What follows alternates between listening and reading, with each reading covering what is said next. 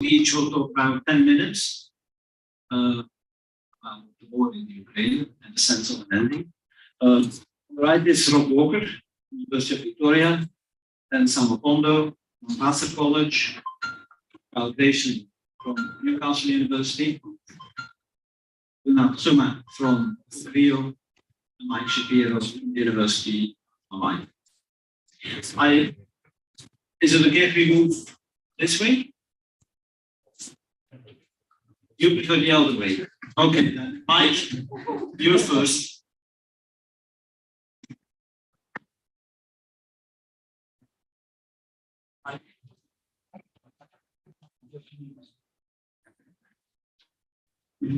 Just saying, okay, great.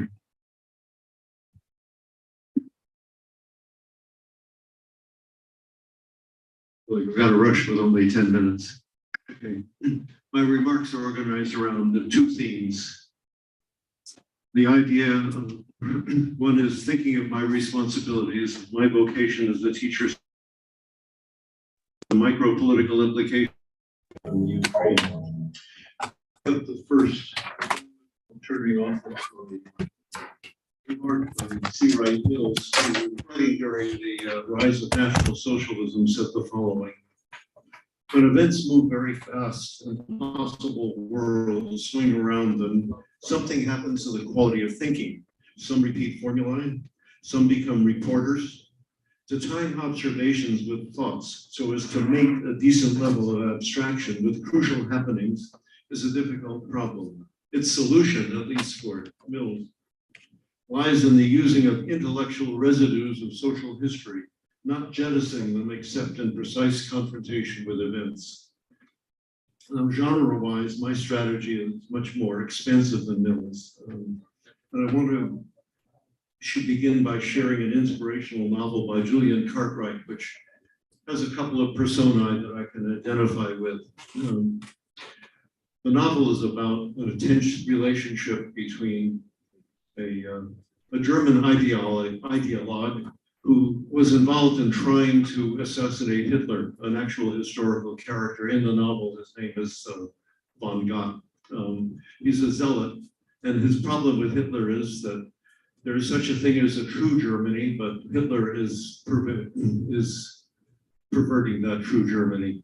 Now, his former mentor and friend, Sir Isaiah Berlin, who's represented in the novel as someone named E.A. Mendel, has a very different orientation. It goes like this. In response to Europe's growing tensions, Berlin's or Mendel's orientation is to look more closely at ideas. That's his kind of activism. That's what I'm about to do. I'm doing my fall seminar, which begins with, we'll be dealing with the war through literature. Quoting a section of the course description, this course explores the way literary and cinematic texts think about war with an emphasis on their compositional form. While content-wise, the focus is on the experience of war and its aftermath for agents of violence, victims, and others, with much of the emphasis on the Ukraine. There are several Ukrainian texts, one of which is an incredible epic I want to share with you. Vasily Grossman was a reporter during the Battle of Stalingrad, and he did a really comprehensive ethnography of everyone who was involved.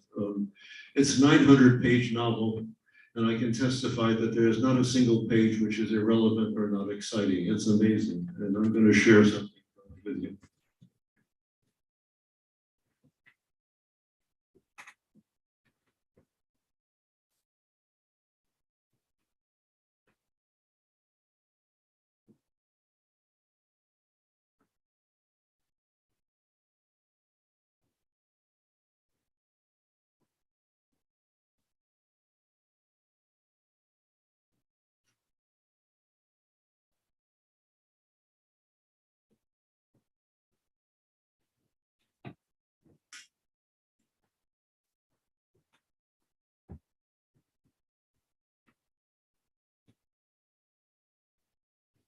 This is the moment when he's doing his ethnography among Russian prisoners of war.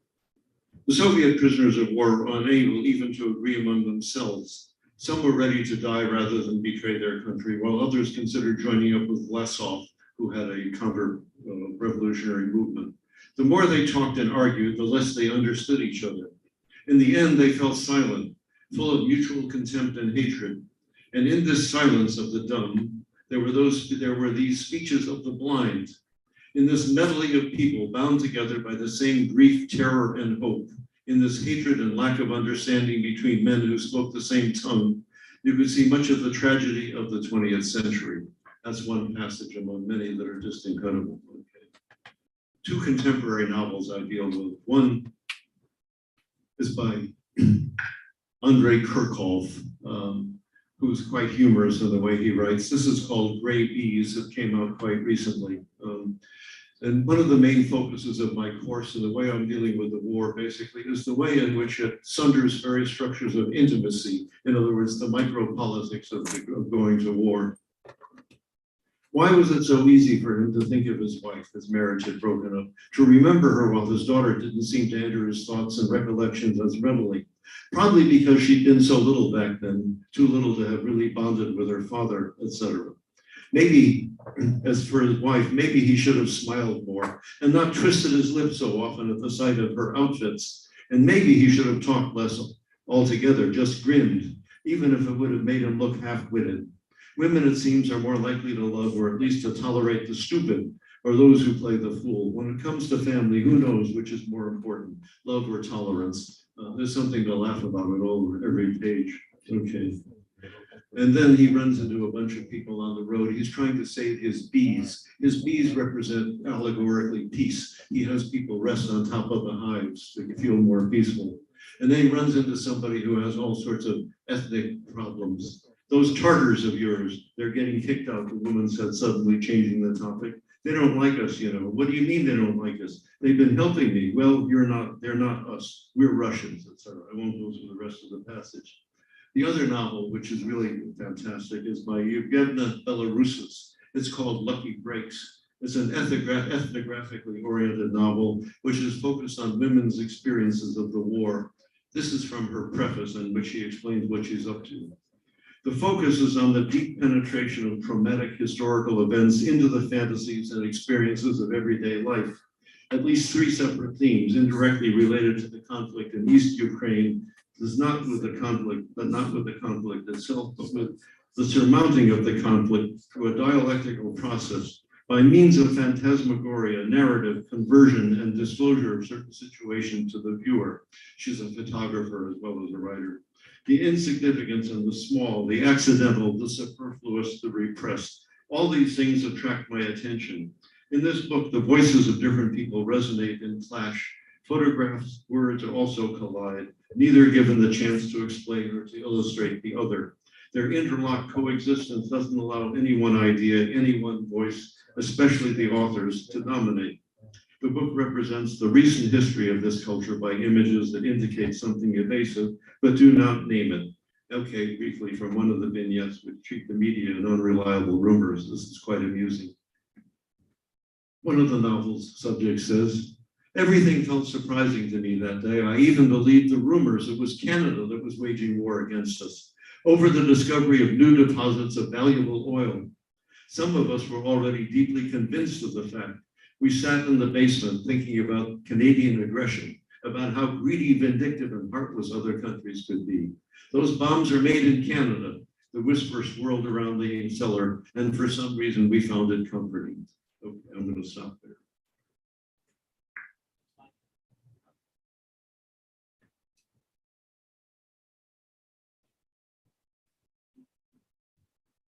Hello. So first of all, thank you for the invitation. I am very honored to be here to talk about this difficult yet very pressing subject. Many things have already been said about the war in Ukraine, and as much as I try to build a strong argument about the unfolding events, I could only collect fragments, pieces of thought, and reflections that put together don't form a totality, as is never the case when we talk about war. Those fragments, however, hopefully do help us to think about forgotten aspects of the war, mostly related to what the everyday in these situations looks like. My talk is greatly inspired by two documentary films on Ukraine, which I will discuss further on. First, we need to remember that war is not the same for everyone and presents itself in very different forms and temporalities. It is multidimensional and it develops in different rhythms, speeds, and intensity throughout Ukraine. So when we talk about war that has now been waged for 4 months, we have very different perspectives if we're talking about the Donbass, Mariupol, Kharkiv, or Kiev. The documentary called The Earth is Blue as an Orange, launched in 2020, exposed these different temporalities of the conflict within Ukraine. The film focuses on Miroslava's family, who lives in Donetsk, a region under conflict since 2014. As Miroslava leaves her war-torn village to the university in Kiev, we follow a complete change of scenario. From empty streets and destroyed buildings, the film takes us to the bustling life of a capital that at that point was living peacefully. When she returns home for Christmas, she wants to make a short film to show her colleagues in Kiev what living under war is about. Her mother, a single mother of 4 who keeps a cozy home full of music, cats, dog, and a turtle, despite of the crumbling world outside, then asks, and I quote, "You have a normal civilized house in a normal civilized setting. How will you show that you have been living in the war for 5 years? How will you show the destroyed city?" So the film exposes these multiple experiences of war that are not only limited to differences among cities and regions, but also from inside and outside one's house. The film shows how the family attempts to live a normal life despite the war, which is expressed in all the scenes inside the house, and also in a striking scene where the teenager girl takes her graduation pictures while tanks run behind the street. In another striking shot of the everyday of the conflict, young kids in school take a drill to survive the shelling. The teacher says, "Keep lying down with your mouth open, not to burst the eardrum." So a multiplicity of experiences in Ukraine that have been going on since much before February 20, 2022. Another documentary film called Rodney, Close Relations, explores very well the unfolding disruptions within Ukraine society after the Maidan events. Through the story of the family of the filmmaker, Vitaly Mansky. His family lives scattered throughout the country. During 1 year, from 2014 to 2015, Mansky crisscrossed Ukraine from Lviv to Kiev to Odessa to Crimea and to Donbass, documenting the slow breakout of his family as some members increasingly identified themselves with Kiev or with Moscow policies, following the growing and fierce tensions in the region. What is striking about Mansky's account is the complex and multi-layered forms of belonging he exposes, which, on top of that, also evolved during the time frame of the film. Born in Lviv, the most western city in Ukraine from a Russian-speaking family, Mansky watches how his own mother switches the language she speaks in public from Russian to Ukrainian, while his aunt moves to Crimea and supports Russian annexation. Investigating his own roots, Mansky interviews another aunt who lives in Lviv and who tries to establish a deep Ukrainian root for the family, explaining that, I quote, "All the female line of our family is in fact Ukrainian. My mother was Ukrainian. My grandma Sonia was a Pole from Lithuania." Mansky then interrupts, "If great-grandma Sonia was a Pole, how my grandma became Ukrainian?" And the aunt answers, "Her passport says she was Ukrainian." And he asks, "But when did the Lithuanian Poles become Ukrainian?" And she says, "No, great-grandma died as a Pole."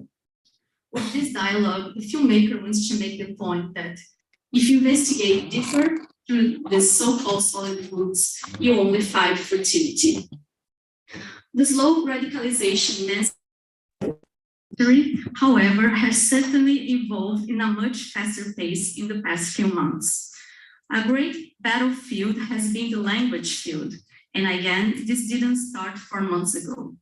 In 2019, under Poroshenko, the Ukraine parliament passed a law that favored Ukrainian language making mandatory in the public service.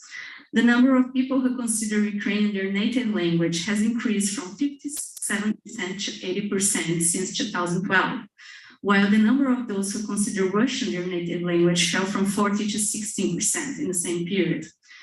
And much more than these either or forms of identifications, it's worth to notice how the majority of the population have historically been bilingual.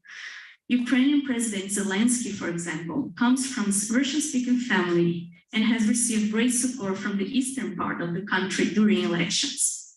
He has opposed to the 2019 law. Recently, however, he stated that Russian language is now associated with crimes, deportations, explosions, and killings in places where Russian has always been a part of everyday life. There are newspapers accounts of people who woke up with the shillings and decided to never speak Russian again.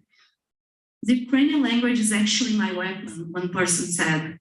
People are giving up on their own mother language. So the war runs also through politics of language. And this has been happening quite in a literal and concrete way. Dozens of monuments in tribute to Pushkin, the father of the Russian language, have been removed, vandalized, destroyed in Ukrainian cities. Streets and villages have been renamed. A professor reports that she will probably be unemployed next year because Russian departments are closing. There is this danger that, in general, the Russian literature is no longer taught.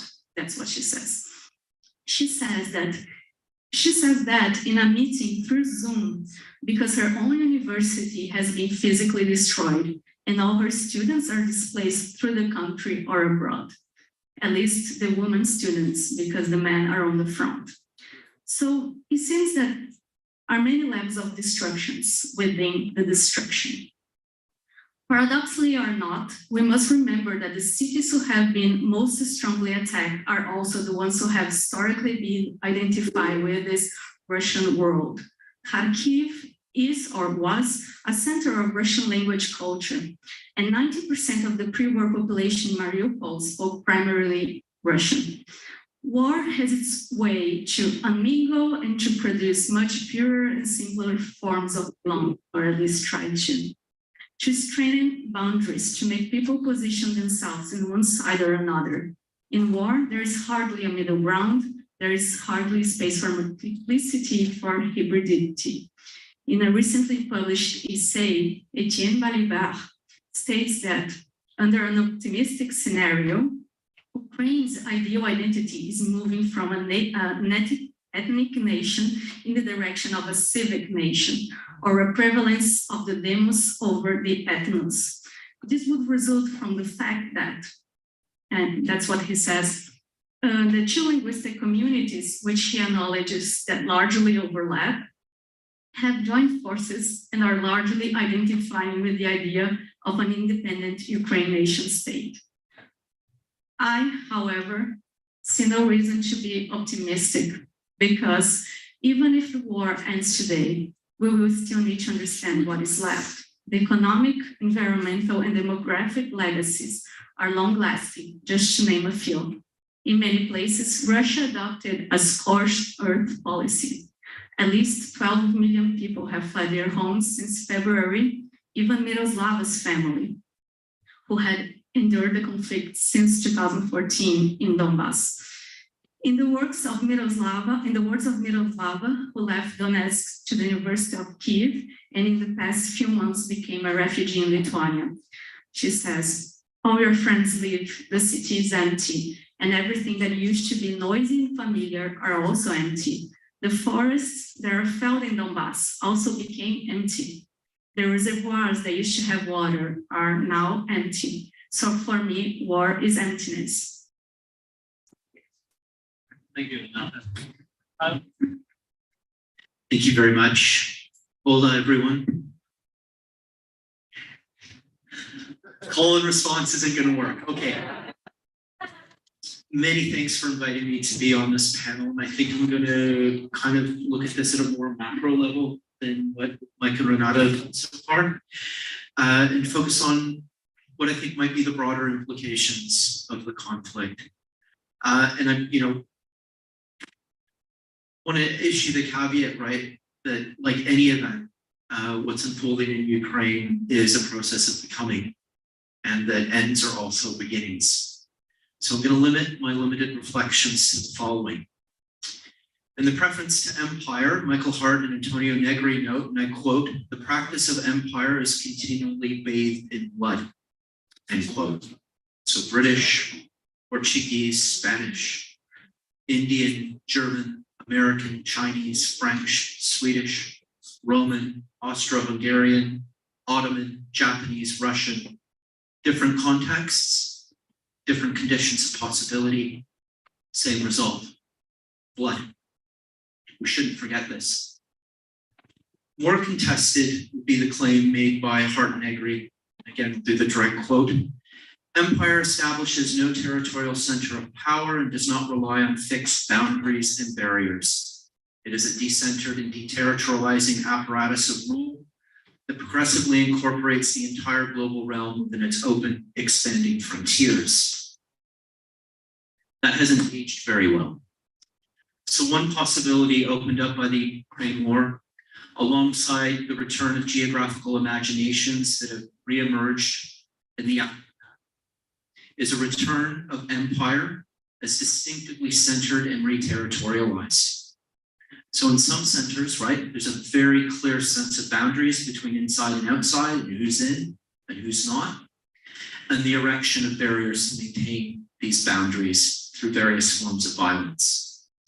And a cynic might say this applies to both Russian and European variants, which may be part of the problem. Yet despite the conflict, economic relations, albeit more mute, rumble on. There are sanctions, but complex interdependence is complex.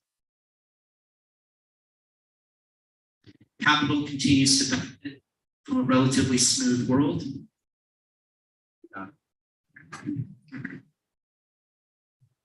Is this one going to work better?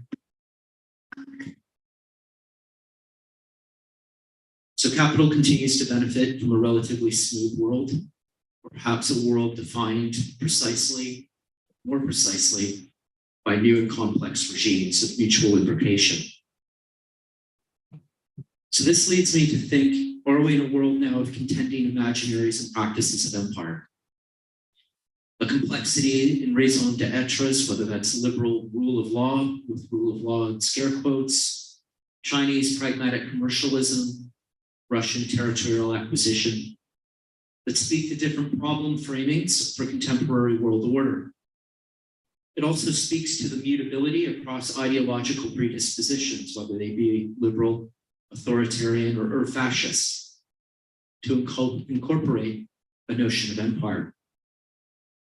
And yet, if we think of the proverbial pointy end of the stick or the barrel of the gun, we see things about the coercive apparatus, both of the liberal international order and its contenders, with the liberal international order still appearing to be more advanced than rivals in this capacity, though everybody eventually faces the same problems. Shock and awe can get you in the door, but it doesn't make anybody receptive to your presence. Or to put it another way, and this is obviously of no comfort to those in Ukraine or elsewhere, it's the fact that this war reminds many in the global minority, for whom war has always been at a distance, what war actually entails and the costs of war. So it's depressing, right? All of this is fundamentally depressing. And it's depressing at a time when the challenges that we face are truly global, relational, and complex. They're going to require unified responses. And we have a resurgence in rivalry, contending visions, and contradictory preferences. So I want to return where I started. In their preface to Empire, Hart and Negri note, quote, "The practice of empire is continually bathed in blood." Different empires, different contexts, different contingencies, different conditions of possibility, same result, blood. We shouldn't forget this. Thank you.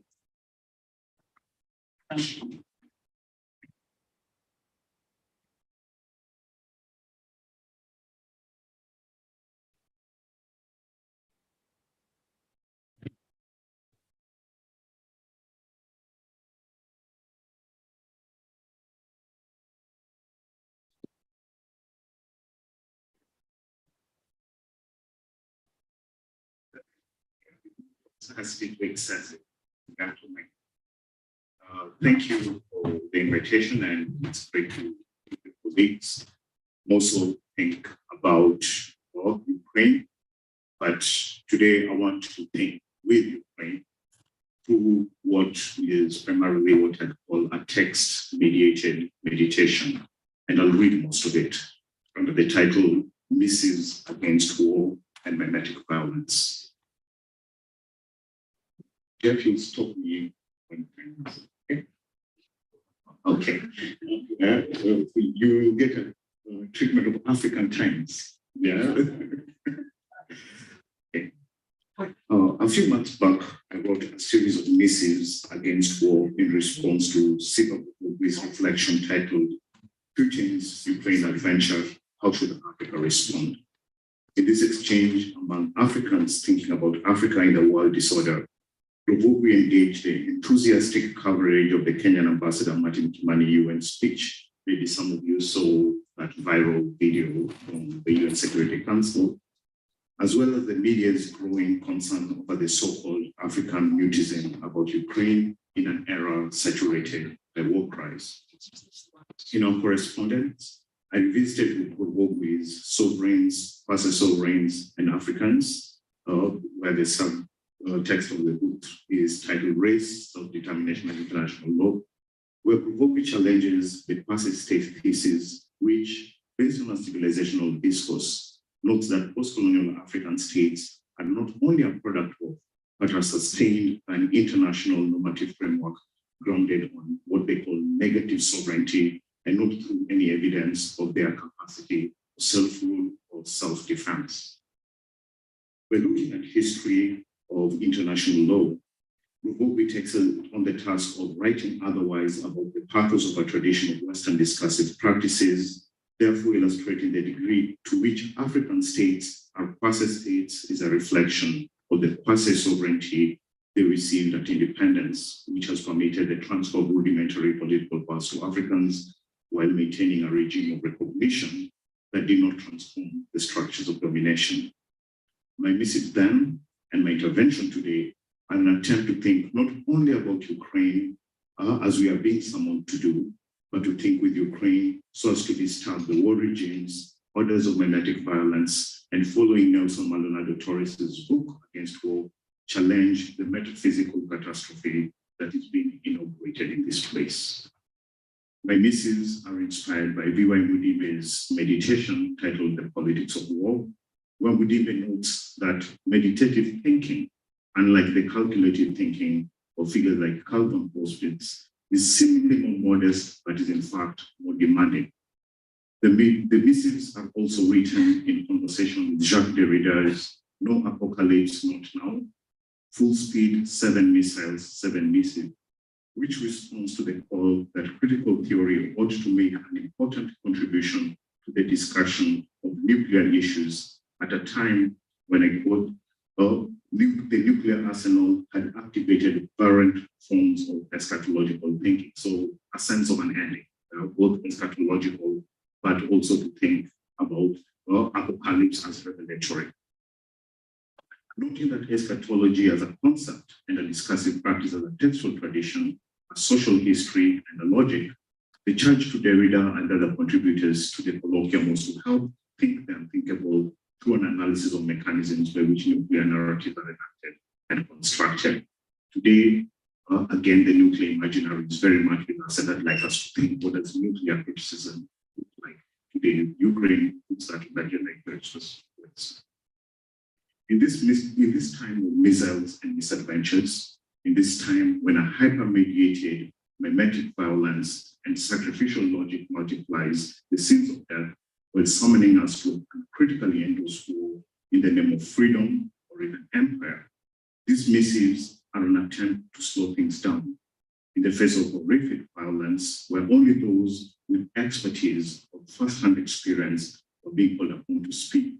The missives were also a call for us to consider ourselves competent to comment or even remain silent based on recognition of the rhetorics of war work. This is at a time where the efforts at armed or weaponized persuasion, incitement, dissuasion have generated a war of words, sanctions, regulated attacks, or seductive practices that has made war in Ukraine not only tolerable for many, but also desirable or deemed necessary for some. And like the war effort that has exceptionalized Ukraine and revitalized the idea and ideal of Europe, the growing idea of the Russian world, Ruskimir, or the corresponding quick move to attribute to an individual's pathological state of mind things that are central to the reason of state, ethnological reason, and geopolitical imaginaries, and a Eurocentric desire to reshape not only the idea of Europe. The missives against war are an attempt to slow things down, to illustrate how the escalation of aggression, the generous gifts of instruments of war, and the dismissal of some forms of diplomacy as naive while intensifying others. We've seen an intensification of summitry every week. Yeah, last week it's in Spain, the other week, all the time you are seeing a kind of Western bromance, if you like. Yeah? And even the jokes illustrate that last week when Boris Johnson is talking about the shots, yeah, well, in a very gendered way. Yeah, it has also intensified by media practices that persuade us to look at Ukraine in ways that make us look away from other scenes of violence, or how the structure of liberation and defense is ultimately one of domination, something that Kyle has spoken to. As our gaze is directed to a scene of destruction that is being presented as the site where the future of the world, the future of peace, the future of reason, and even rationality will be determined, it is important that we also understand the rhetorics of war and empire that are at play, the limited sympathies and global divides that are affecting, and to militate against these attempts to impose a limited idea of the world, a civilizational discourse, a very limited concept of democracy and humanity at large. As Mahmoud Mamdani notes in a different text, certain anecdotal biographies obscure the topological capabilities of the modern state and state system by attributing all the happenings to a pathological personality. We could add that in this instance, we're also dealing with a figuration of pathology, but also of heroism that is effectively being used to mobilize both the discourse and instruments of war by simplifying it into a story of a heroic figure. Zelensky is constantly, on our screens. Last week, it was not African mutism, or a few weeks back, when he tries to address the African Union and before presidents appear. So, but it's seen as ignoring rather than as a principled stance of non-alignment that has a history. It's very, very presentist. A villain and unproblematic conception of a people and a duel that will either restore or establish a new order. I'll just jump very quickly and state, for instance, and I want to talk about sacrifice just very quickly. At a time when we are bombarded by stories detailing the tribulations of African students stranded at the new train station or at the Ukraine border with Poland, who were pushed back because they are black, I was driven to think about the order of sacrifice that this war was generating and how to make sense of it. Unlike Ukrainian nationals, these Africans were the sacrificed and abandoned subjects that marked them as racial and national others. Some have revisited this event and decried the racism of this moment, noting that it exposes another Western inconsistency.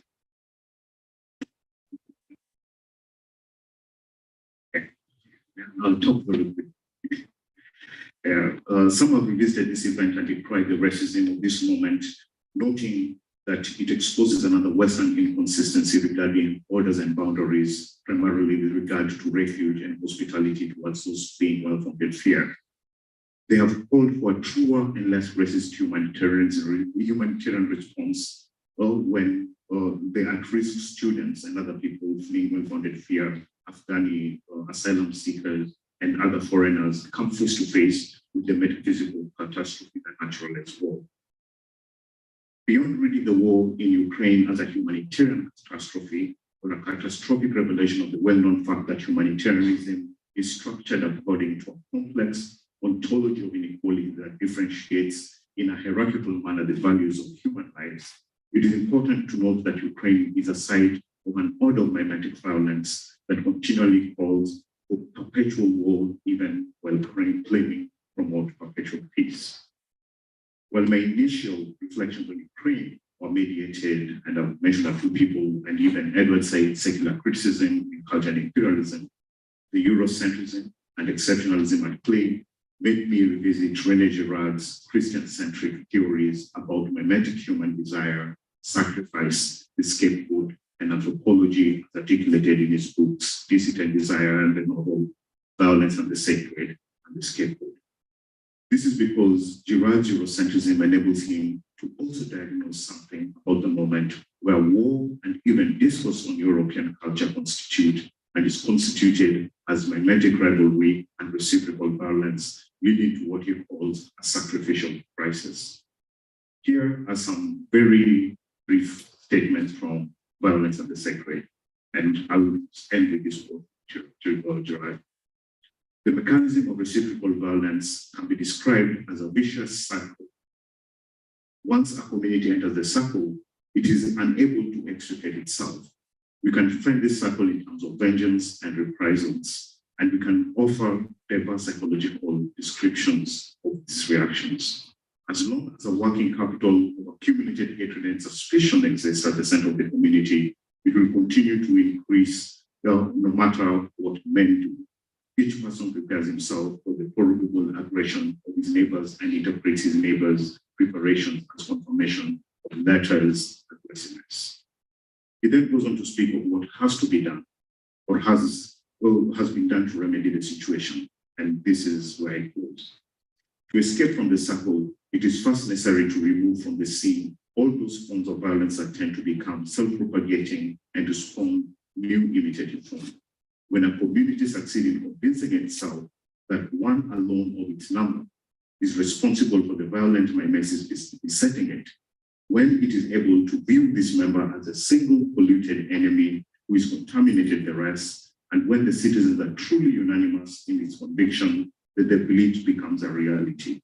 In destroying the surrogate victim, men believe that they're ridding themselves of some present ill, and indeed they are effectively doing away with forms of violence that beguile the imagination and provoke emulation. Thank you.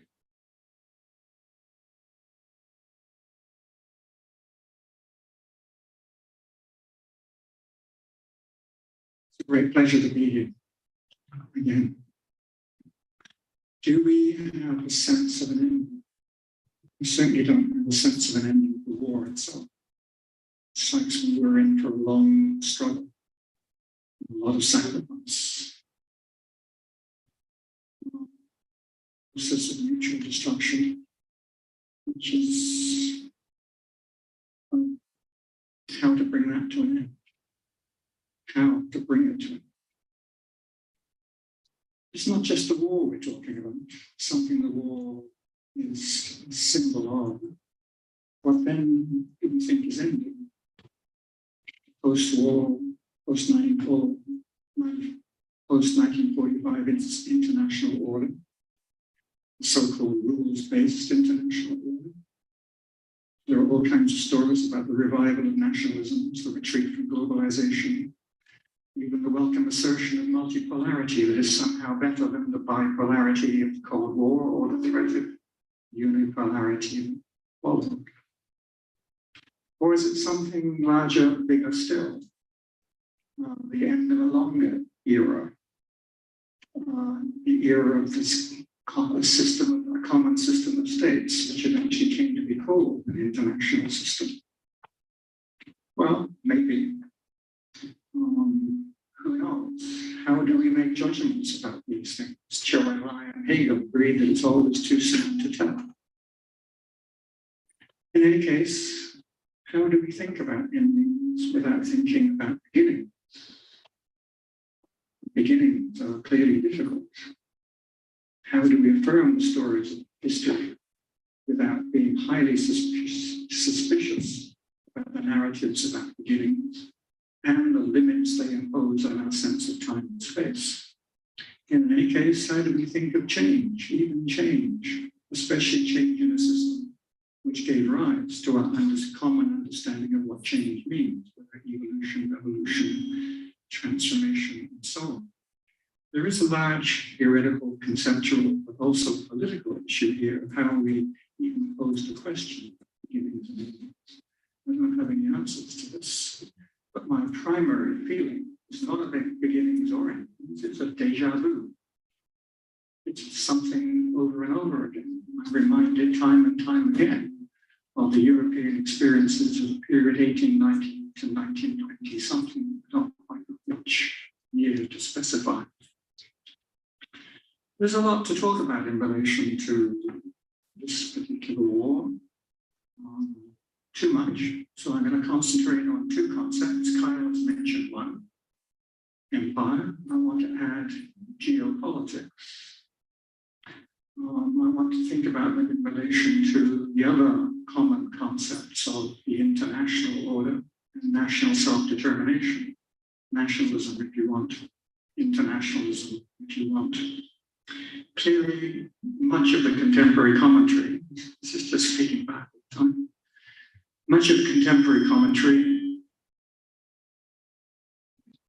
depends on or relies upon notions of geopolitics and empire. This interests me. I think it's the right thing to do. But this too is not so easy. What kind of empire are we talking about? And what kind of geopolitics are we talking about? Empires first. Remember that the modern international system is conventionally, or at least in more serious scholarly circles, taken to be primarily refusal of empire, refusal of the universal empire, historically the Holy Roman Empire, but also by extension many other aspirants for universal empire. The basic logic is to refuse the hierarchy and to affirm the liberty and equality of separate states. Central feature which you can find more or less through every element of what is called modernity, whatever that is supposed to be precisely. In this sense, 1648, standard origin story, marks a late stage in a very long process. Might be traced to at least 3 centuries earlier, very complex geographical situations. Remember too that despite this refusal of universal empire, the only thing that gives the international is rationality, really. Empires have continued to have a place within an international order of some kind. There's a fundamental tension, always a fundamental tension, between the desire for equality and liberty on the one hand, and the desire for superiority, imperial subsidiarity on the other. You can read the European Union like this if you wish. There are all kinds of mediations between these two principles. The standard principles are, well, one thing you simply call those empires great powers. It's a very convenient term, great powers. It means you've got to admit inequality, fundamental inequality, a fundamental difference of scale among states which are in principle equal. And of course, that has implications for what you can talk about in relation to liberty. And therefore, you get the standard set of problems arising about how you can have liberty and equality at the same place at the same time. It's a hard act to engage. We have the Security Council and the General Assembly as a way of mediating this tension. We have principles also of self-determination and collective security, a principle that one should not allow any particular state to destroy the system by moving to be beyond great power status, to become a universal empire. The unipolar moment, of course, promised precisely that. And it's a very good job we avoided it. There's all kinds of things. The discipline of international relations loves to talk about great powers. It hates to talk about empires. You have to go to the history departments, for example, to do that. Geopolitics. Well, Kyle is right to stress the geographical component of what is going on here. What is the difference between international relations and political geography, actually? What is the difference between international relations and world history? It's a parallel question. Geopolitics is usually traced back to Friedrich Ratzel, Germany in the 1820s. It becomes more explicit and forceful in the 1880s, 1890s, especially in Central and South Asia. It's generally read precisely as part of the practice of European colonization, that particular part of the world. It reappears in Germany in the 1920s and 1930s, explicitly as a defense of Lebensraum, the need for expansion. So what we've got here is a history of a concept which has links to colonialism and imperial expansionism.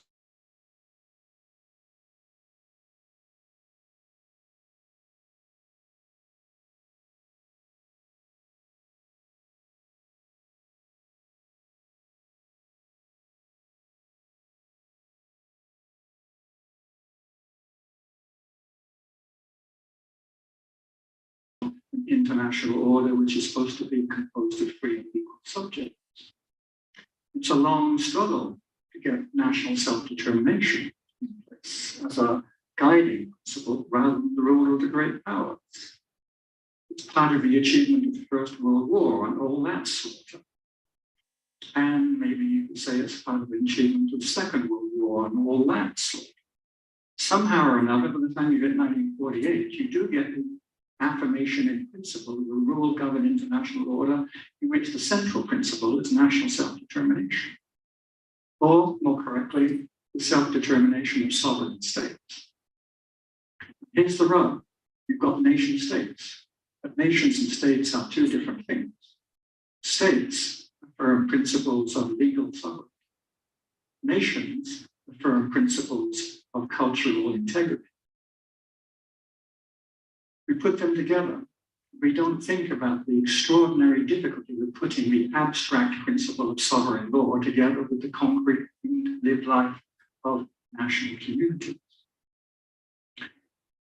The interesting debates around this stuff in the 1920s and earlier, interesting debates which have had a tremendous effect on the generation of traditions, so-called political realism, amongst other things, occur with figures like Max Weber and Carl Schmitt.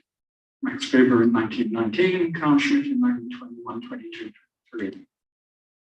They express more or less a hyper-nationalist affirmation, the superiority of the people. They are not talking about sovereignty, except in either the most abstract term, which is Schmittian version, but in relation to a particular kind of people, the sovereign self-identical nation. And they both also affirm expansionist tendencies. But given the context of the time, the expansionism is contained. And their particular formulations are now regarded as classic expressions of nationalism. Now, nationalism, as we have had it, has been contained within the rules-based international order. What we have here is a classic separation between formal space, expressed in such things as private property, or national law, or whatever, and the nation, as I say, place. This space-place distinction is absolutely at the heart of geographical thought and has been for a long, long time. The map is not territory. You must distinguish between the mapping and the things that exist on the ground. And there's this tendency to pretend that the things on the ground are real. The place is close to the earth. Place is closer to the real truth. Place is expressed in historical traditions. So we have a real serious tension going on here between state law and nationalism. And we know that nationalism is the great threat to peaceful societies most of the time through most of the 20th century.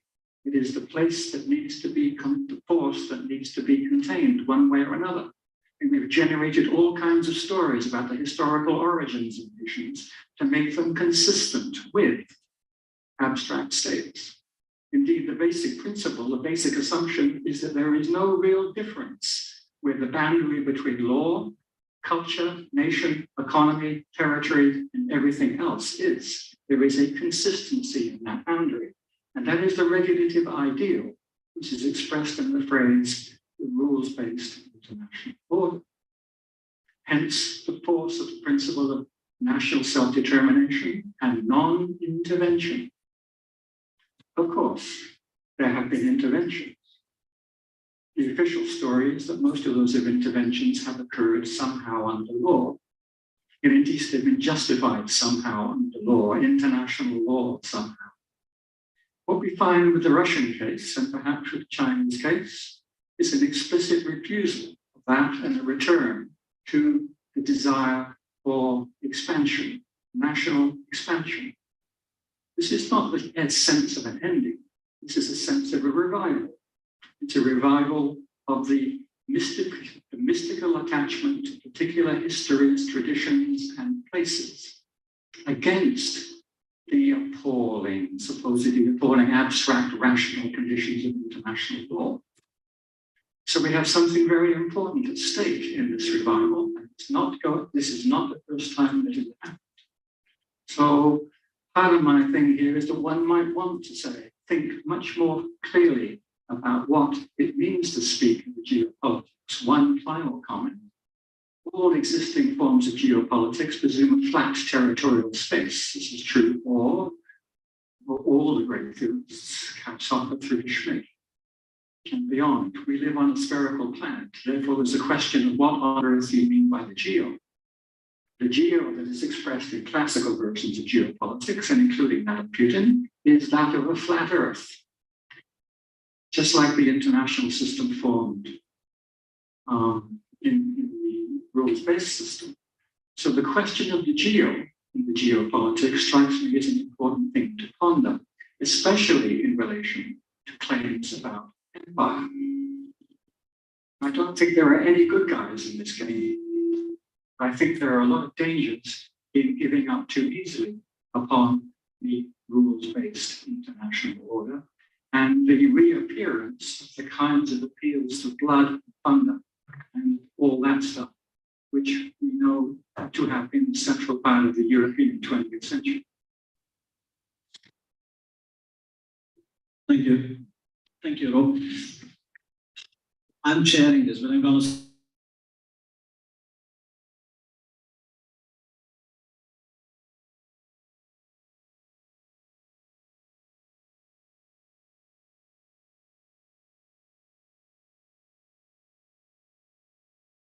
in the literal sense of moving a military into another territory to kill another military, to fight.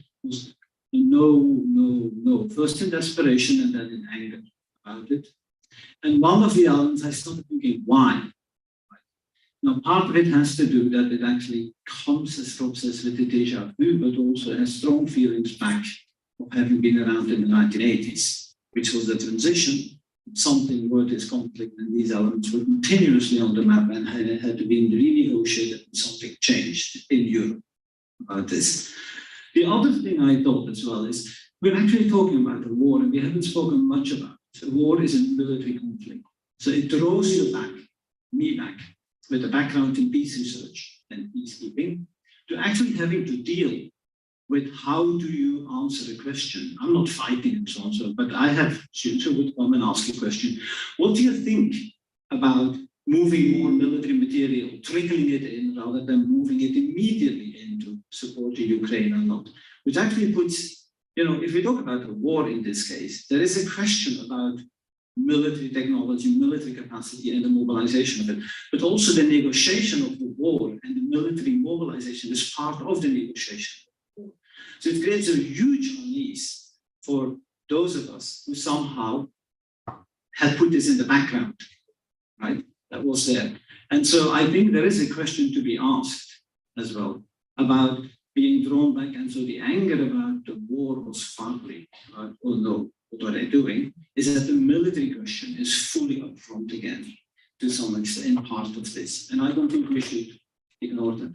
And that brings me back to something then where I have a deja vu, but I don't think it's necessarily a repetition, and ask myself what is ending, which is that how taking it back to the 1980s, the early 1990s, and all the institutional structure that was built in Europe to negotiate and bargain and try to keep and contain the use and the explosion of military violence. These were, we got the alliance system that was there, but you had to, there was a lot going on about disarmament negotiations, trying to contain these things that have actually gradually over the last couple of years been discredited, not so much being there. So the whole institutional structure for that negotiation is maybe not there. I don't know anymore because I spent 30 years doing other things than looking at this, right? So it's all back about what institutional structures are available to negotiate that is there, to negotiate the build-up, which we will see,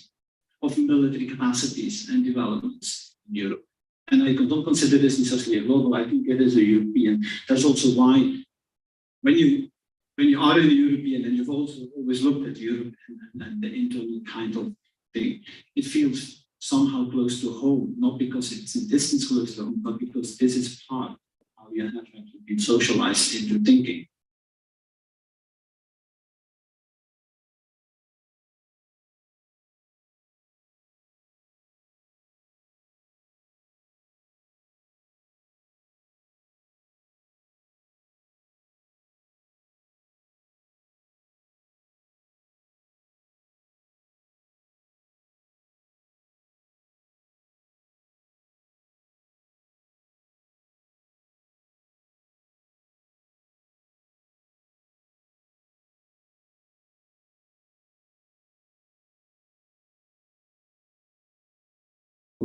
Really desperate and anger had to do much more with the intellectual game. I thought, oh my God, we're going to be lectured by all the geostrategists for the next 5 to 10 years again, that they were right, as if the last kind of 30 years where we didn't do too much of that don't matter anymore. And that is, of course, also desperation. That is, I think, something why IPS will be so important at the moment. That do we have an answer to these questions? Without, and we have heard some around the table, without having to play and being drawn into the geostrategic thinking again and again. I mean, it is fascinating. I don't listen so much to the news, I shouldn't say that, but it is unbelievable how familiar the people who are talking are actually speaking about this conflict. I mean, and there I have real deja vu, right? It's like this could have been 1980, 1979, whenever it was. And they're there and they're structuring the war continuously in what is there, how we have to perceive about this. And I think in our discipline in knowledge production, we will come back in, but also would be interesting to see, and I'm sure that's there, is that they're also taking position in the security institutions. There gradually has been a much stronger geopolitical and geostrategic articulation of positions to NATO, for example, if you look at that. There have been changes. So there is an element of an ending or a new beginning, whatever we call it, but there is something very challenging to deal with. And my reply to that one would be partly the most uneasy one, and I don't want to take position on that one, has to do with the immediate fighting and the questions that are faced. What kind of weapons do you send to the Ukraine, or any, or not, right? But the other one is, what institutional work do we need to do that works, and this is a European problem, to work across, again, negotiate the conflicts. They're interstate conflicts, there might be regional conflicts, but they're not just interstate. Remember also that, Rob referred to the far right and nationalism. I mean, they are strategically used. We should not forget that they are supported by particular parties, right, to do certain things. So how do you negotiate and what institutions do you put in place? And I used to work on something called the Organization for Security and cooperation in Europe, which was all about, trying to contain the escalation of military conflict in various ways within a kind of pan-European idea that sprung out of that at the end of the Cold War. If there is an ending, and this is not with the Ukrainian war, for my generation in Europe, coming from the peace research kind of angle, the ending is the ending of the pan-European idea that was around in the 1990s. But that has not just disappeared now, that has been gradually gone over the last decade, basically. And so there is a question, can that be reinstituted? Would that be useful to reinstitute it, to negotiate these conflicts? Because they will not, I agree with them, they will not disappear, these kinds of things. They will continue to be there. But now, in that sense, there is the sense of beginning, ending.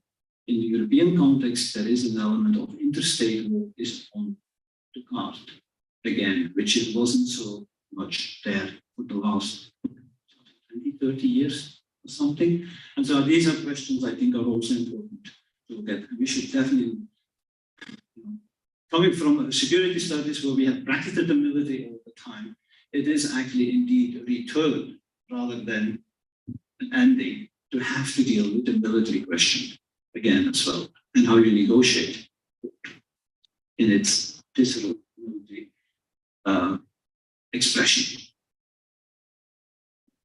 Okay, I'm chair too, so we're going to change again. Now I'm chairing, right? You should never give me a microphone. Either I talk to not loud enough or I shout in it. Good. So now we open up. It's your turn, right? To provoke, to challenge, to ask for clarifications, to do whatever you think, we should have covered, what you want to discuss around the war in the Ukraine and the sense of an ending. So it's over to you. So don't be shy, please, because otherwise we have no discussion.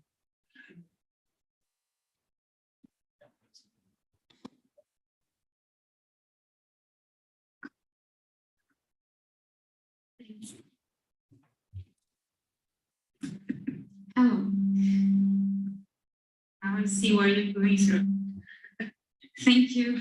It was really interesting and fascinating to have these diverse views. So I'm hearing that we are not to give into the map. We are not to give into the map. We are not to give into the inner circle of violence that so easily finds one to take the responsibility for the violence, so that we don't look at the geo, we don't look at the empire, we don't problematize the empire. So I think you have set up the stakes very clearly for us, at least in this discipline. But whose stakes are those? And Renata quoted, for those victimized by this war, there is only emptiness. So whose stakes are those? Are those the stakes of the negotiators? Are those the stakes of the institutions? Whose stakes are those?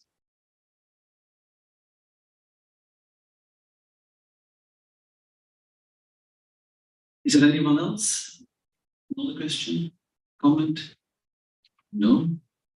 Does anyone want to pick up the question?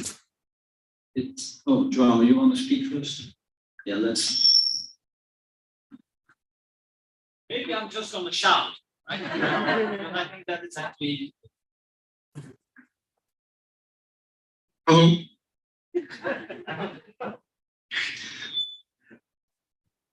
Okay. Thanks, guys, for an interesting discussion. Let me be provocative.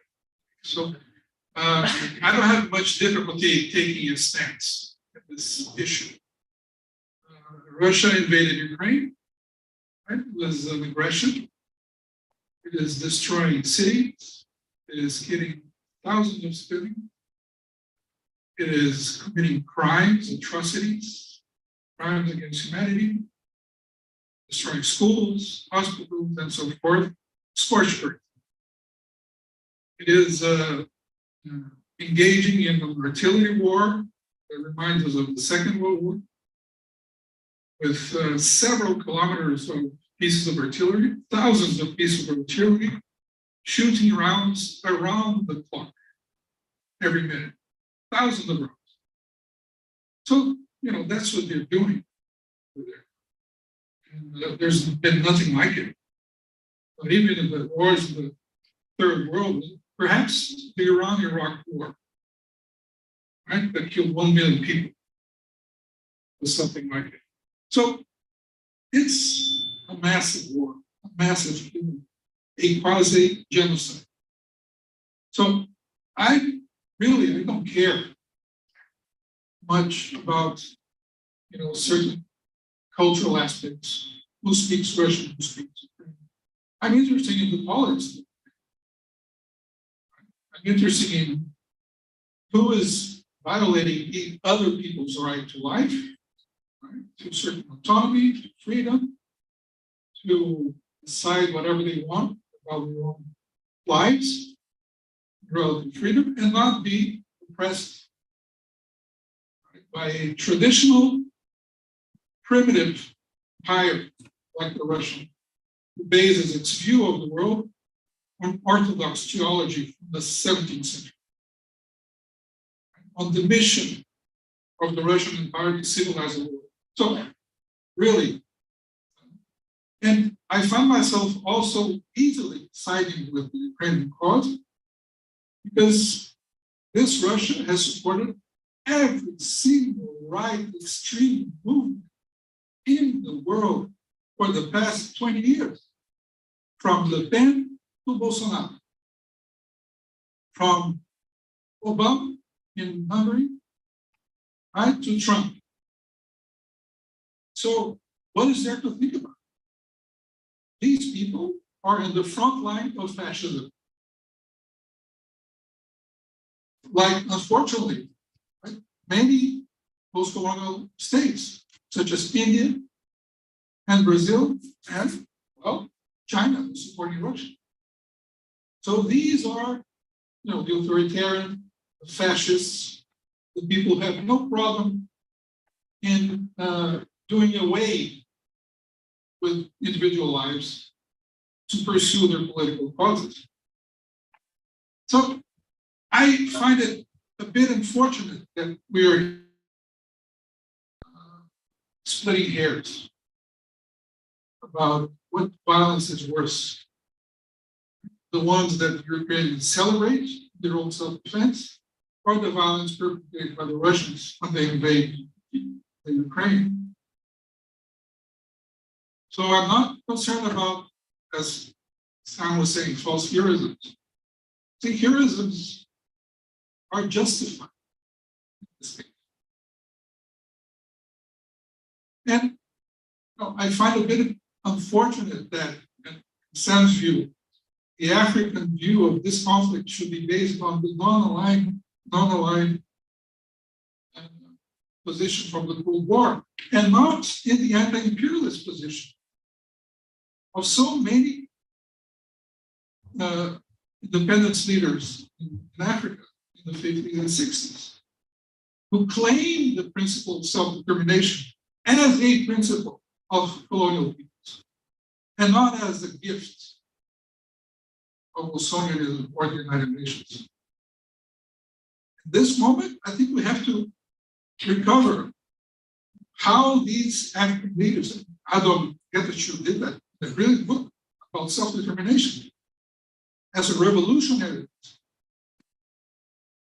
That's perhaps more interesting to recover than the principle of non-alignment, who is, a cheeky pragmatism, really.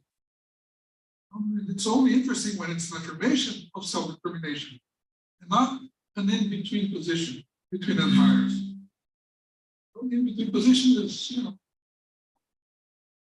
just a negotiating position. So I have no problem with that. And I think this is, yes, a European problem. It's also a problem of how do we deal with this tension between self-determination and sovereignty. Old problem, as Rob was saying. They're just two sides of the same coin. But the one thing I think it's important, this tension was always there, is that the UN order, post-45 order, did away with the idea perpetrated by fascism and Nazis, then you could base your self-determination on blood. And you could do away with other people to affirm your own race. So the post-45 order, not very interesting for many, but it put a limit to the persecution of national aggrandizement and empire through racial superiority. And it gave peoples of the world a legal principle over which they could combine their national affirmation with their territorial existence. We know this is all contradictory, there's a tension around it, but I think what Russia is trying to do is to do away and recover, that notion that based on pan-Slavism, the Russian language, the Orthodox religion, you can build, expand, limited territorial. And in that sense, empire ended in 45. Imperialism not, but empire, in the sense that we knew until 45, did end, and we don't want it back. So I'm clear on this. I don't want the Russian Empire to reinstate that principle that territorial aggrandizement is justified based on the idea of pure culture or a nation. Guys, I'm going to be holding as well. Then we'll see if you can get some debate or discussion. Holding? Oh, no.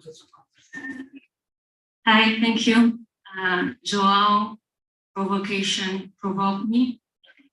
And especially when you talked about forms of violence. And this made me think about people's relation to worms in the soil, and how in some ecosystem worms constitute 80% of the biomass.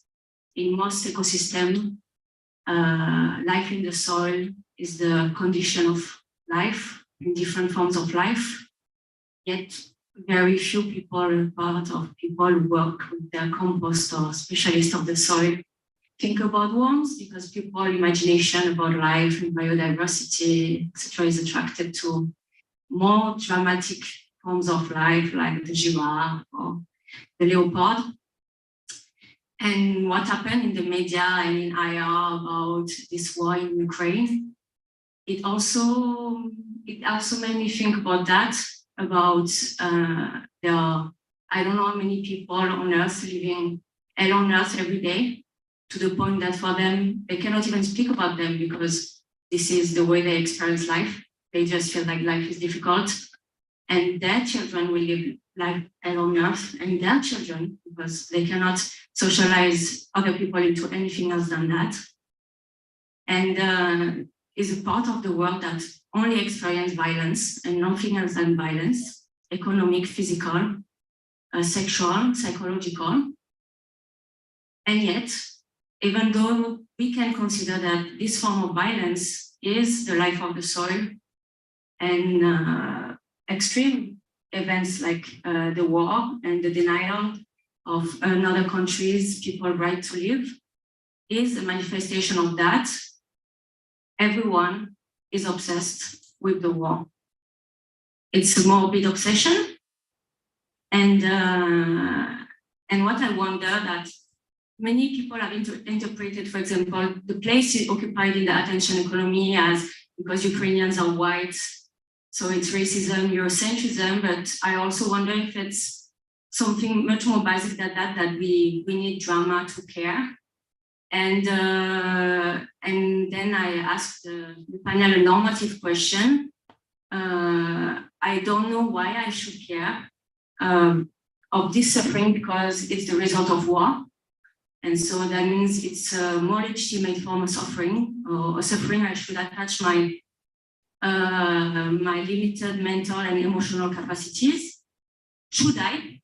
Or is it just because we are in IR that we are talking about it, because there is path dependency and it's a war, so we are in IR and we talk about it? Or as a citizen, are you asking me to care about it?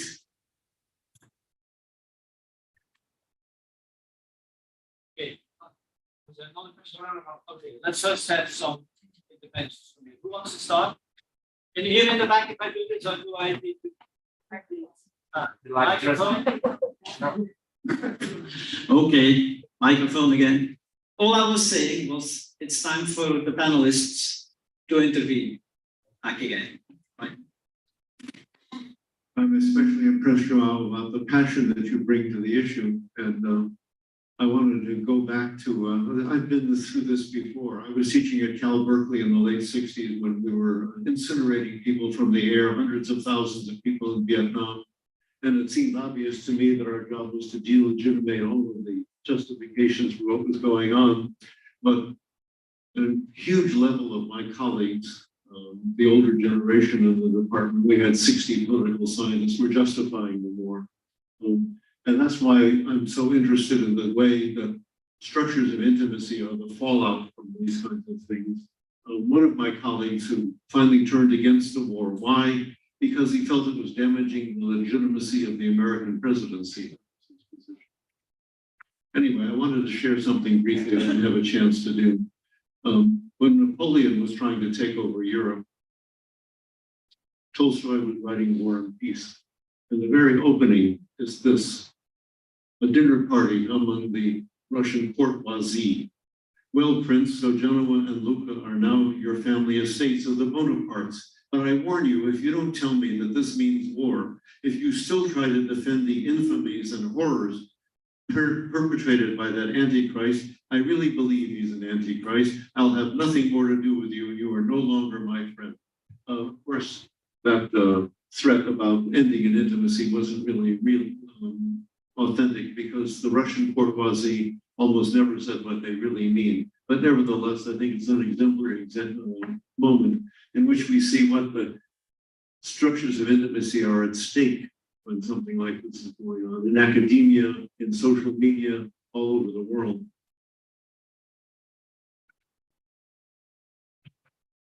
Okay. I'm going to respond to Joao first. Yeah. And on the importance of splitting heads, especially when heads are rolling. My position was not stating that not to take a position. Actually, that African position is a very, very strong position because there is a silent war that is at play. And to refuse to be summoned to perform in this war the way it has been, based on those terms that have already been set, is an anti-colonial position. It's a position that roots, it's not only a Cold War way of thinking, that you're non-aligned against East and West, but it's a certain principle. We've seen how the Ukraine war has created a certain discourse, for instance, about Palestine. If we were to see where this issue is going, for instance.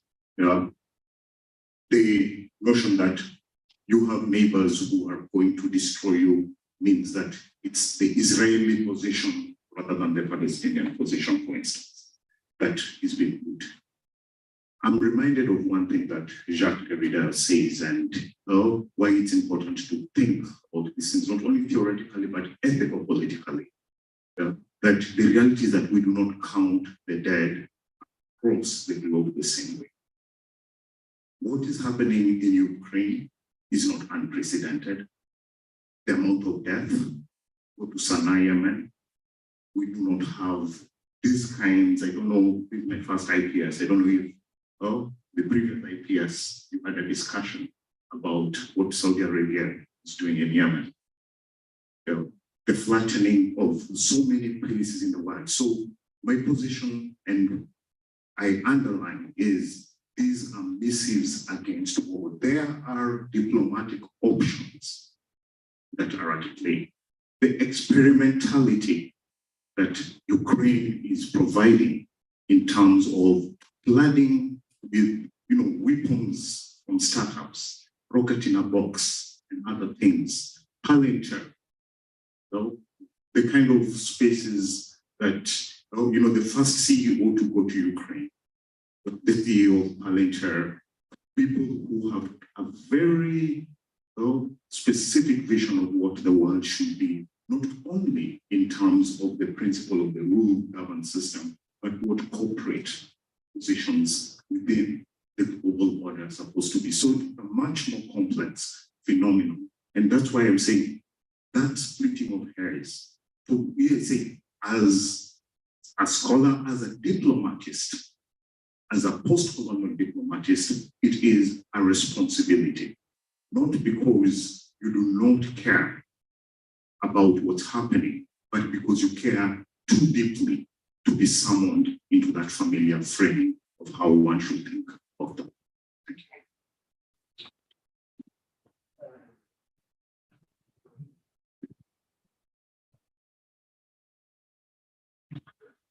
I agree with Joan's characterization of the Russian behavior completely. I find it absolutely outrageous. The question is, what next? Once one harbors this anger, takes this anger, my worry is not Russia so much as the degree to which this particular episode exemplifies a wider trend. I see this to be a trend which is present in most big states. Nationalism in big states. To be pretty clear, everything I do is opposed to nationalism. I think nationalism is an absolute bloody disaster. It has been for a long time. I am not a fan of the French Revolution and anything that follows it from it. I'm not a fan of the German model. I'm not a fan of any of them. I once joined the Welsh Nationalist Party. I quit within 3 months. One of the most embarrassing episodes in my life.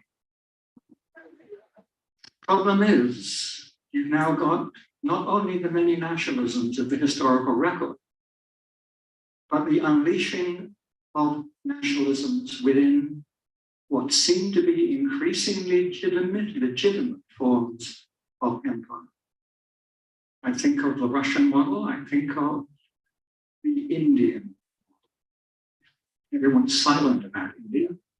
Modi, Putin, I would take Putin any day. Xi, there are others. Big states have got tendencies towards imperialism. Some of them have the weapons to make those things work. So the other thing that I tried to say really is, look, the underlying dynamic is intrinsic to the modern political order. It is not that nationalism is a pathology. It is a part and parcel of the international political order. You could read it as the dark side, or you may celebrate your nation, but it is the part that always is complicit with violence, legitimation of violence on a massive scale. How to deal with that? Whose stakes? Basically everyone's, but then very, very different. It depends.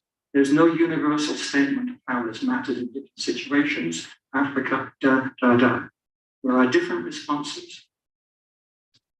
Anger doesn't have to be channeled in the same direction every time. But we do have to understand what's at stake in each and every one of these conflicts. It's not the only one. There have been many others. And okay, this strikes me as a particularly virulent case. Maybe that's a poor judgment on my part. But one should be complaining about all these cases. All of them.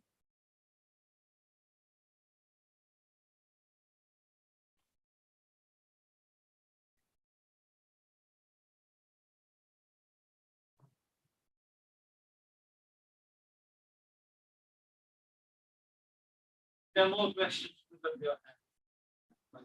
Hello. So thank you for the João for hitting the debate. And I felt there is something directly oriented towards me because of the language issue. So I'm gonna answer that or try to give an answer.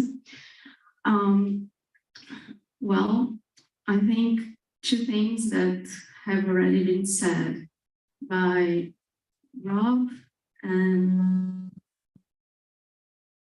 Sam that I picked up from their answers. So Rob said, "What's next?"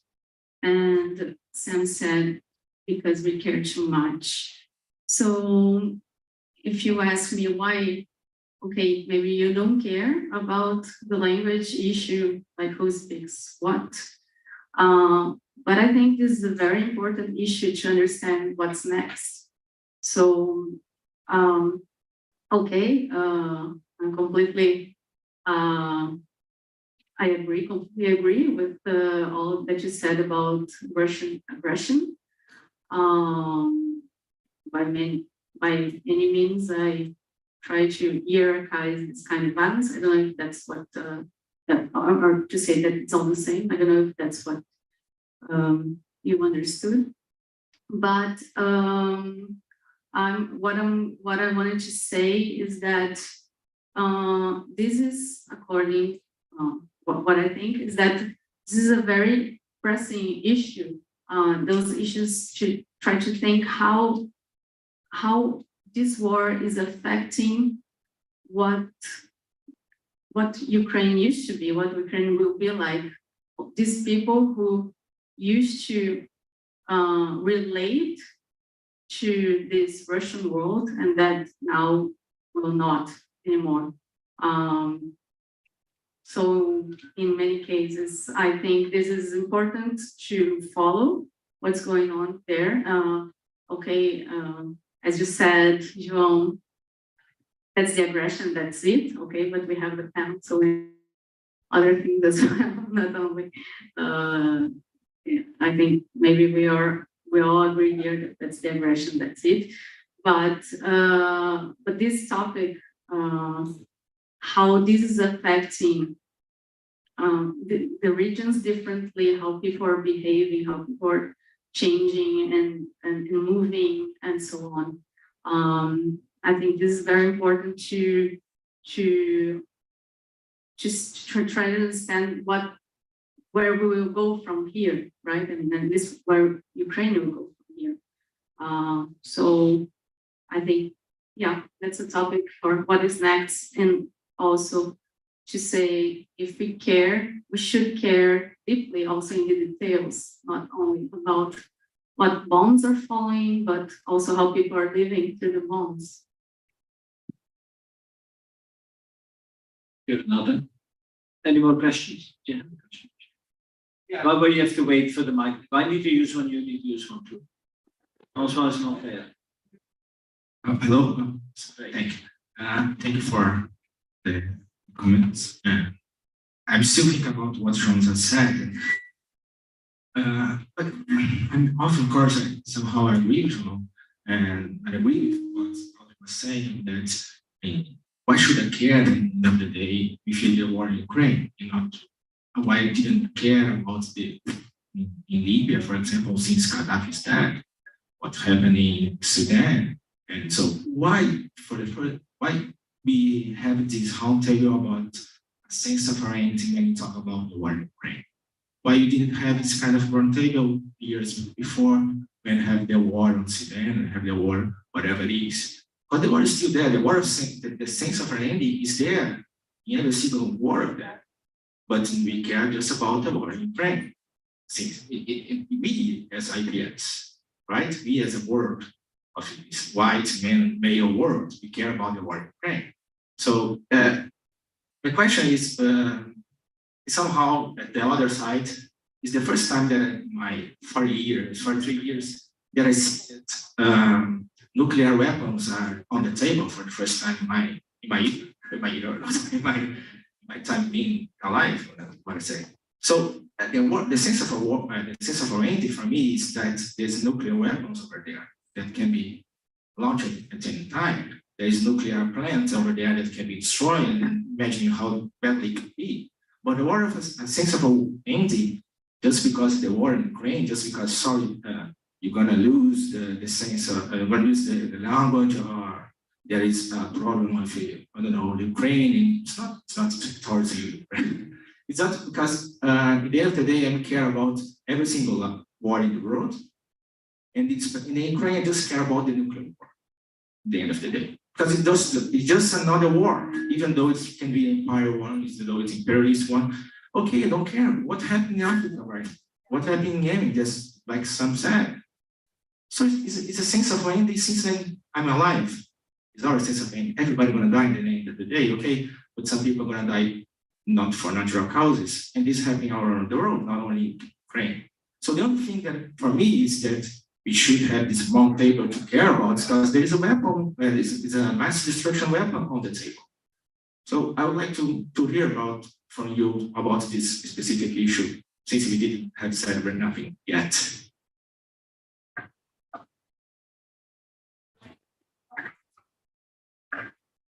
How is it? Yeah. My second question is, why did it take a second person to reformulate my comment for one of you to reply to me? Is it like because something we are saying shouldn't be said, or is it just because you were waiting for the next round of questions?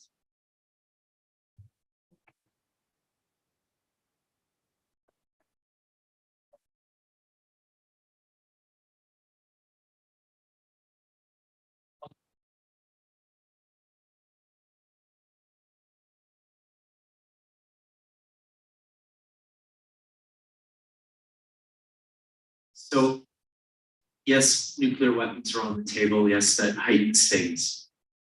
I actually worries about another weapon of mass destruction, and that's climate change and the environmental crisis.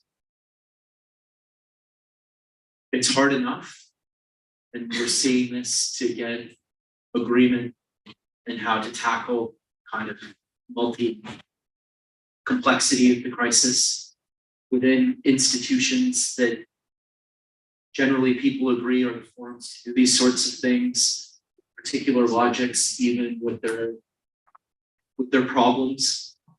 There's still a sense of what the game is and how you play it and how you get out of it. My worry is, what if you have tending nationalist, empire-based logics within that context? Where does it go? What happens when all the institutions and forums of regulation that we've had are gone because they're not being respected by those whose actions are actually going to have, in some cases, monumental consequences for others, also need to be in place in order for things to move forward?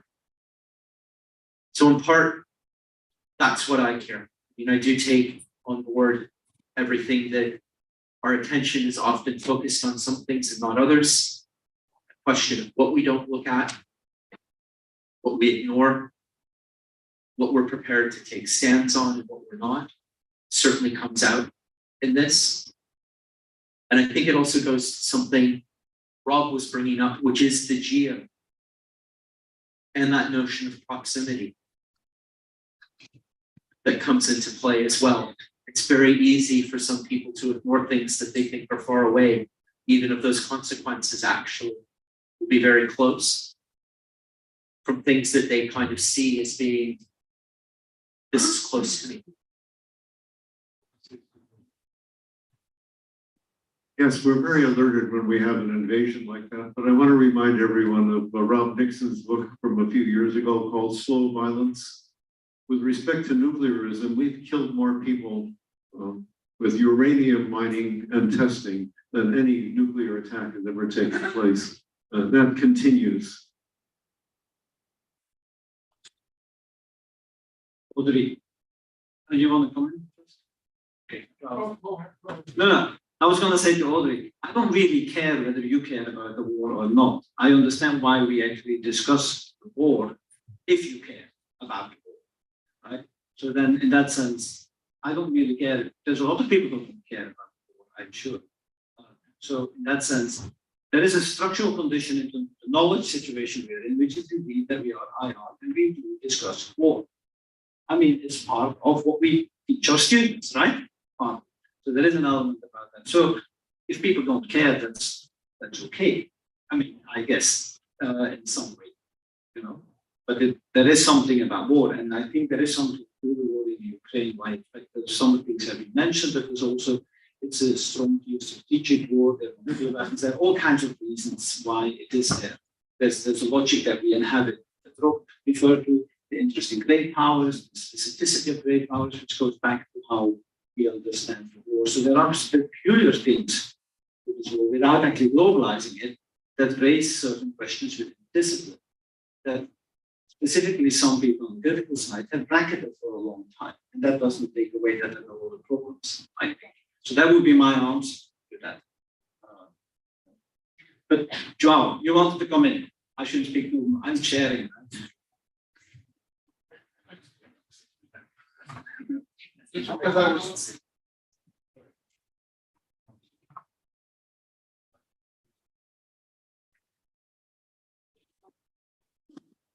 Well, just because I was mentioned, not by you guys, but by Chico, others. 2 points, guys, 2 or 3 maybe. Why do I care about this war? Oh, first, about the title, The Sense of an Ending. That was my fault, right? It's a novel by Judith Barnes, right? So if you read the novel, well, maybe it was too cryptic, right? For those who didn't read the novel. But the ending, it goes on through all the novel, right? And you realize what exactly is ending towards the end of the novel, but then you realize how the ending evolves in the novel. It's a bit like atonement, right? We saw atonement.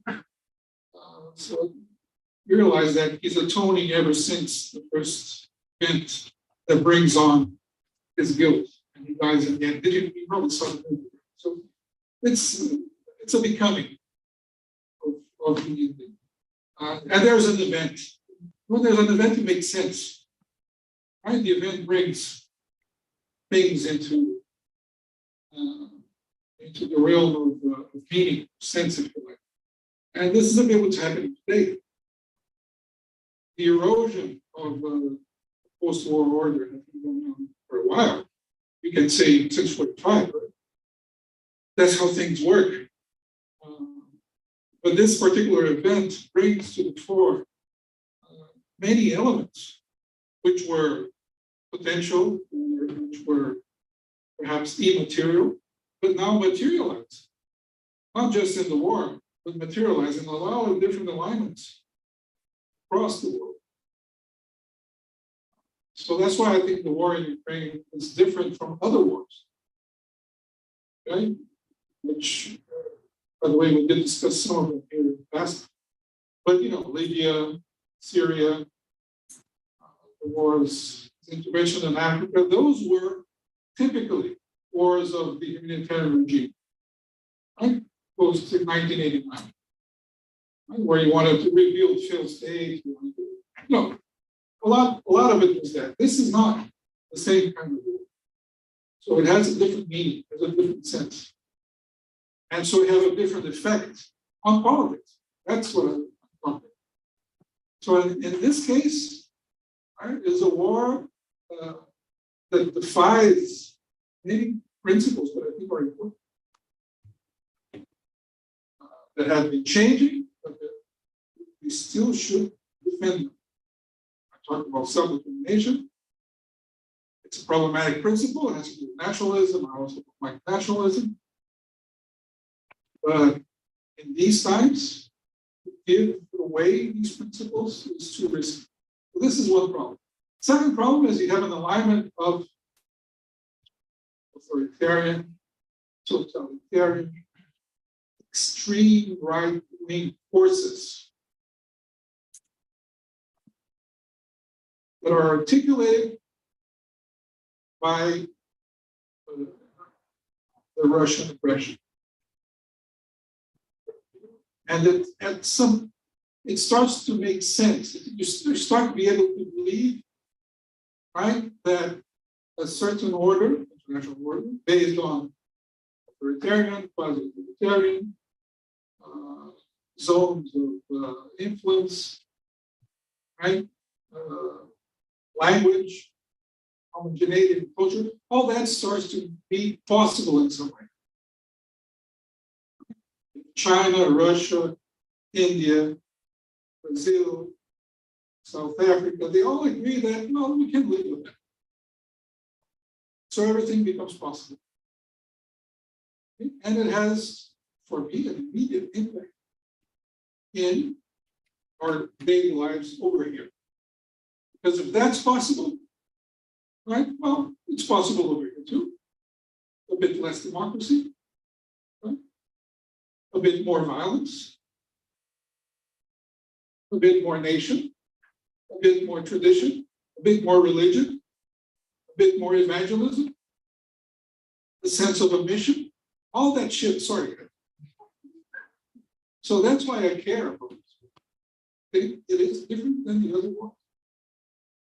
And I think the stake is, can we really see a world in front of us that's more democratic, more egalitarian, more diverse? After all, that's all what many of us believe in. Right now, not so easy. Especially when the left, in so many places, thinks that Putin is a good thing because he is anti-American. Same thing. The left supported the Soviet Union when it was promoting the coup in Poland in 1981 against Solidarnosc. Same thing. Or the left here in Brazil was supporting the military regime against the Carter human rights policy. This is an old story. The story of what? The international socialist movement and all its sins. So let's put history a bit in the plate here. So the post-colonial liberation movement, international communist movement, and capitalism imperialism. So if we don't have those as a reference point, we don't understand what's going on. At least what's the stakes.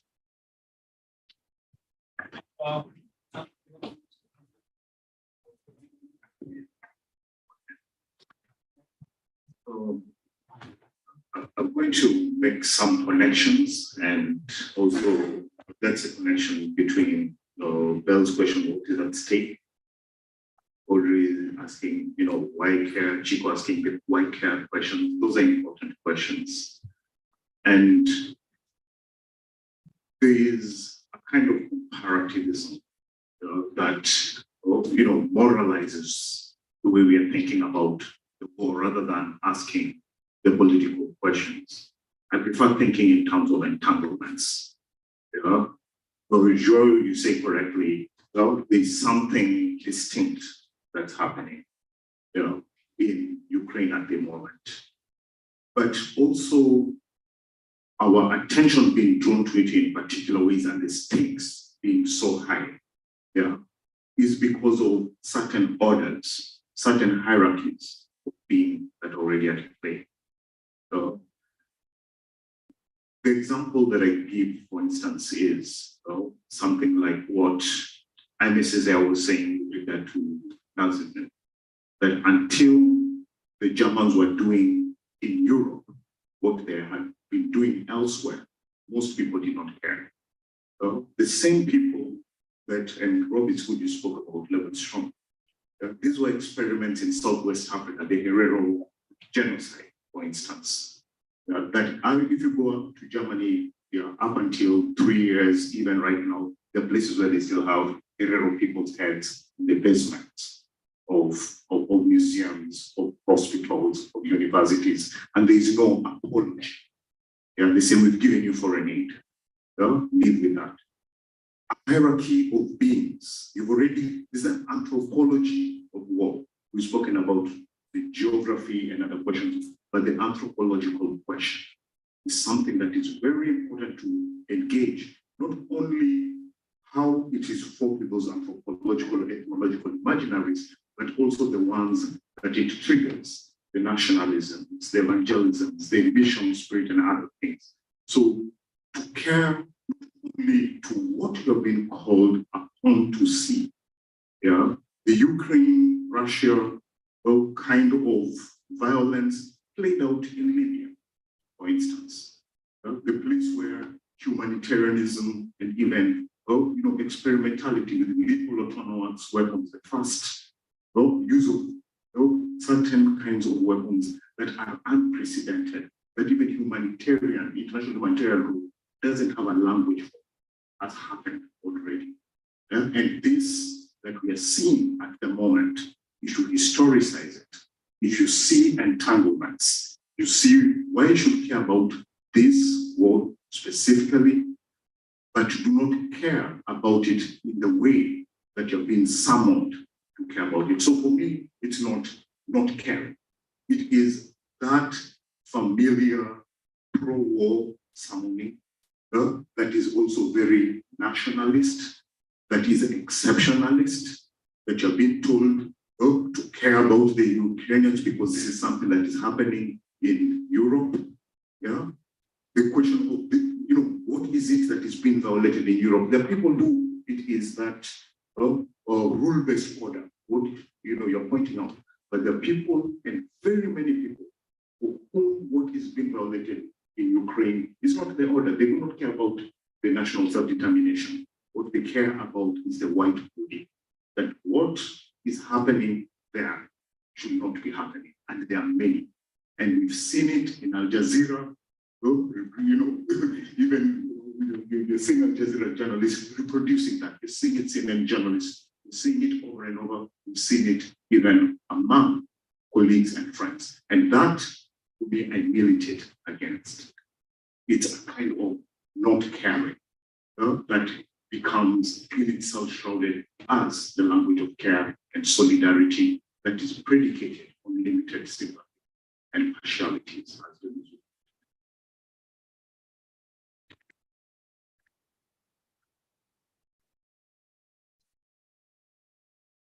Going? Yes. Yes. Yes, the nuclear issue. I wake up every day, and the other day I get to see the Trident submarines passing by my house, carrying the nuclear missile. You realize that nuclear war is an ever-present, everyday, banal existence. One could say a lot about that. One could also say a lot about a lot of other things. Roger Adam Toombs is the Columbia University historian who I learned from quite a lot because he's a fanatic in providing data. Talks about the poly crisis. And I think it gets at something.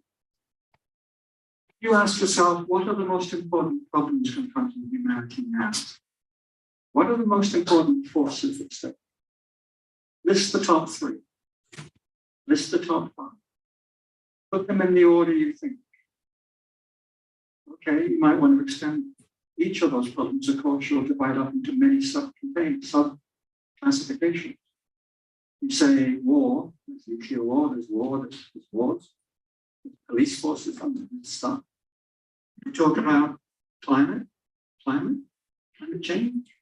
Okay, it involves a lot of other things, including political economy, culture, consumption, so on and so on. It involves a lot of stuff. Global apartheid, inequality, exclusion. Explain all those things. It takes a lifetime to get your head around any one of them. What's the relationship between them? What are the connections? What are the most important connections? How do you actually do a diagnosis of the crises of our age? You have no answer. None of us have got an answer. So we fix on something. We fix on this ism, this situation. Well, so for me, there's a diagnostic problem, and none of the contemporary social sciences have got a clue. international relations is one of the most bankrupt, but it is not the only one. Ask the other disciplines, what do they have to say about this? They go put their head inside their little shell and talk to themselves like the rest of us. So I think the notion of a nuclear weapon could raise all these issues. Now, I would say the Russian invasion has implications for most of these big problems in one way or another. They must be read in relation to global apartheid. There's an economic and social formation expressed by this. There is an environmental consequence expressed by this, not in least in relation to the increasing production of oil and coal and whatever. There are implications for, of course, wars, production. This is a particular event which has effects on a huge range of issues in ways which we can scarcely understand. And it legitimizes all kinds of ugly practices. And it matters especially because this is a big power with a lot of force and a complete nutter at the head. Okay, it's not the only one. I think one should think about the particular event, the action in relation to structural forces which are multiple, poly, and overlapping and mutually productive. So, bottom line, we've got these categories: states, systems, empires, geo, whatever. For me, the geo is actually the most important.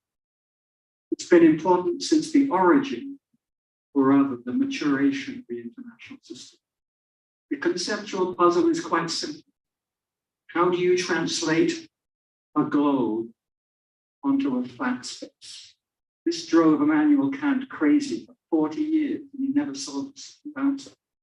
We do not know how to think about these things globally. Our geo is central to notions of war. Okay, they got technologies for it, but not the conceptualizations for it. It does for climate change.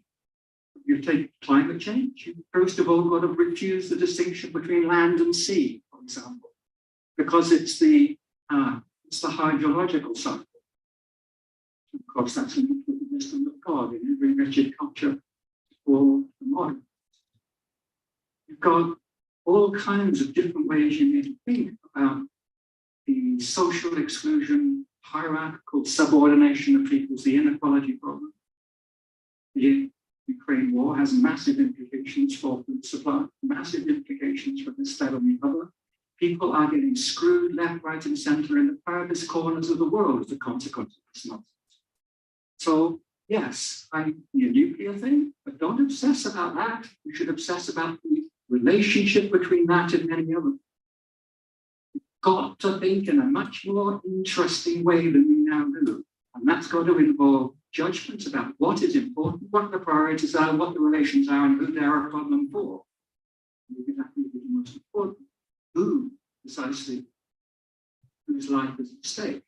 Yes, everyone, but in very different ways and in relation to cross-cutting cleavages amongst all kinds of dynamics and processes, structure. That particular war is important because it is so close to the surface of so many of them.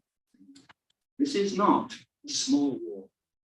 This is a war on a situation which involves the capacity to destroy the planet instantly, or at least the human part of it, and most of the biological part of it, instantly. This is not nothing. Okay, thanks, Rob. I'm not going to make a joke.